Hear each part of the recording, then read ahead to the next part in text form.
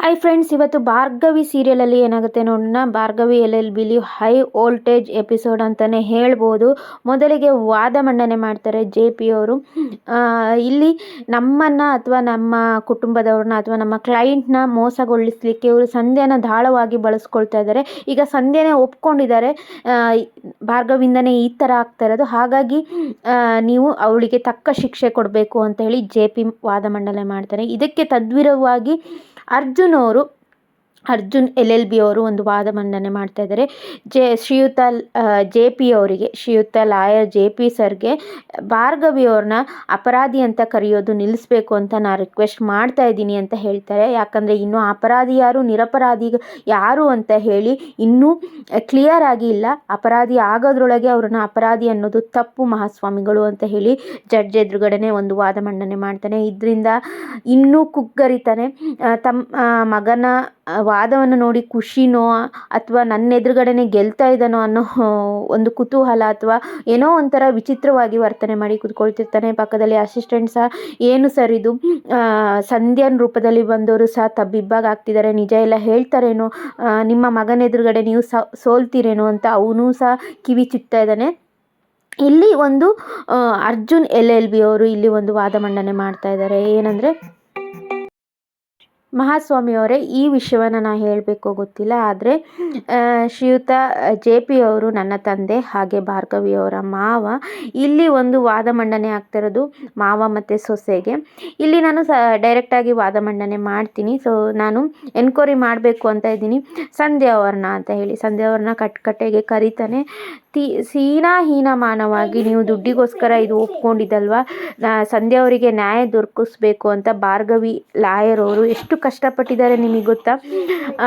ಅವನಿಂದ ಅಂದರೆ ವಿಕ್ಕಿಯಿಂದ ತುಂಬ ಹಿಂಸೆಯಾಗಿ ಲೈಂಗಿಕ ದೌರ್ಜನ್ಯ ಒಳಗಾಗಿ ತೀರಾ ಹಿಂಸೆ ಪಟ್ಟಿದ್ದಾಗ ಸಂಧ್ಯಾನವರು ಅವ್ರ ಮನೇಲೆ 4-5 ತಿಂಗಳು ಇಟ್ಕೊಂಡು ಅವ್ರನ್ನ ಅಷ್ಟು ಕೇರ್ ಮಾಡಿ ಅವರಿಗೆ ನ್ಯಾಯ ಒದಗಿಸ್ಬೇಕು ಅಂತ ತುಂಬ ಪ್ರಯತ್ನ ಪಟ್ಟರು. ಕೊನೆಯಲ್ಲಿ ಏನಾಯಿತು, ಕೊನೆ ಜಡ್ಜ್ಮೆಂಟ್ ಟೈಮಲ್ಲಿ ಎಲ್ಲ ಸಾಕ್ಷಿಗಳನ್ನು ಅವರು ಕೂಡಿಟ್ಟೋ ಟೈಮಲ್ಲಿ ಅವರ ಸಾವಾಯಿತು. ಹೇಗಾಯಿತು ಅಂತ ನಿಂಗೆ ಗೊತ್ತಾ ಅದು ಅಂತ ಕೇಳ್ತಾನೆ. ಆವಾಗ ಒಂಥರ ವಿಚಿತ್ರವಾಗಿ ಸಂಧ್ಯಾ ರೂಪದಲ್ಲಿರುವ ರಮ್ಯಾ ಆಡ್ತಾ ಇದ್ಲು. ಇನ್ನೊಂದು ಕಡೆ JPಗೆ ಸಹ ಭಯ ಆಗ್ತಾ ಇರುತ್ತೆ, ಇದೇನಿದು ಇವಳೆಲ್ಲೋ ಟರ್ನ್ ಹೊಡೆದ್ಬಿಡ್ತಾಳೇನೋ, ಅಸಿಸ್ಟೆಂಟ್ ಹೇಳ್ದಾಗೆ ಟರ್ನ್ ಹೊಡೆದ್ಬಿಟ್ರೆ ನನ್ನ ಮಗನ ಎದುರುಗಡೆ ನನ್ನ ಸೋಲಾಗುತ್ತೆ ಅಂತೇಳಿ. ಇನ್ನೂ ನಿಲ್ಲಿಸಿಲ್ಲ ಅರ್ಜುನ ಆರ್ಭಟ. ಯಾಕಂದರೆ ಅವಳ ಬಾಯಿಂದನೇ, ರಮ್ಯನ ಬಾಯಿಂದನೇ ನಾನು ಸಂಧ್ಯಾ ಅಲ್ಲ ರಮ್ಯಾ ಅಂತೇಳಿ ಅವಳೇ ಸತ್ಯವನ್ನು ಒಪ್ಕೋಬೇಕು, ಆ ಥರ ಮಾಡಬೇಕು ಅಂತೇಳಿ ಸಂಧ್ಯಾನಿಗೆ ಯಾವ್ಯಾವ ಥರ ನೋವುಗಳಾಗಿತ್ತು ಎಲ್ಲದನ್ನು ಹೇಳ್ತಾರೆ.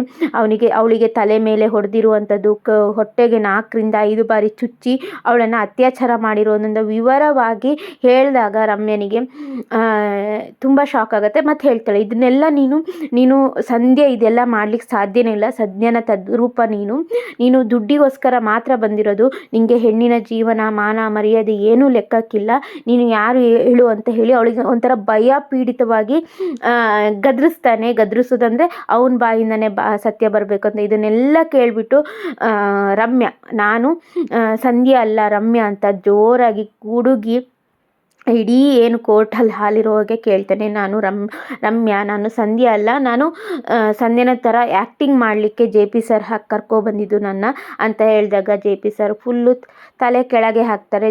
ಹಾಗೆ ಜಡ್ಜ್ ಕೂಡ ಕೇಳ್ತಾರೆ, ಇದೇನು JP ನೀವು ಭಾರ್ಗವಿ ಮೇಲೆ ತಪ್ಪು ಹೊರಿಸ್ಲಿಕ್ಕೆ ನೀವೇ ನಿಮ್ಮ ತಲೆ ಮೇಲೆ ಕಲ್ಲು ಹೊತ್ತಾಕೊಂಡ್ರಲ್ಲ ಅನ್ನೋ ಥರ ಹೇಳ್ತಾರೆ. ಸೊ ಇಲ್ಲಿ ಏನಾಗುತ್ತಂದರೆ, ಇಲ್ಲಿ JP ಎದುರುಗಡೆ ಮೊದಲ ಗೆಲುವನ್ನು ತನ್ನ ಮಗ ಪಡ್ಕೊಂಡಿದ್ದಾನೆ.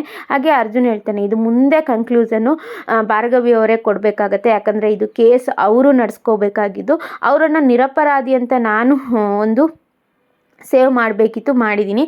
ಇನ್ನು ಸಂಧ್ಯಾನ ಇವಳು ಕೊಲೆ ಮಾಡಿಲ್ಲ ಅಂದರೆ ಇನ್ನು ಯಾರು ಕೊಲೆ ಮಾಡಿದ್ದಾರೆ, ಇವು ರಮ್ಯಾ ಸಂಧ್ಯಾ ಸತ್ತಿದ್ದೇ ನಿಜ ಆದರೆ ಇನ್ಯಾರು ಕೊಲೆ ಮಾಡಿದ್ದಾರೆ ಅಂತ ಹೇಳಿ ಪೂರ್ತಿ ಸಾಕ್ಷ್ಯ ರೂಪವಾಗಿ ಭಾರ್ಗವಿಯವರೇ ಇಡಿಸ್ತಾರೆ. ಮುಂದಿನ ವಾದಗಳನ್ನು ಅವರೇ ನಡೆಸ್ತಾರೆ ಅಂತ ಹೇಳಿ. ಸೊ ಸಂಧ್ಯಾ ಅಲ್ಲ ರಮ್ಯಾ ಅಂತ ಹೇಳಿ ಒಂದು ಗೆಲುವನ್ನು ಕೊಡ್ತಾನೆ. ಹಾಗೆ ತನ್ನ ಹೆಂಡತಿ ಭಾರ್ಗವಿನೂ ಅಷ್ಟೇ ನಿರಪರಾಧಿ ಅಂತ ಹೇಳಿ ಇವತ್ತಿನ ಸಂಚಿಕೆಯಲ್ಲಿ ತೋರಿಸ್ತಾನೆ. ಸೊ ಇವತ್ತಿನ ಸಂಚಿಕೆ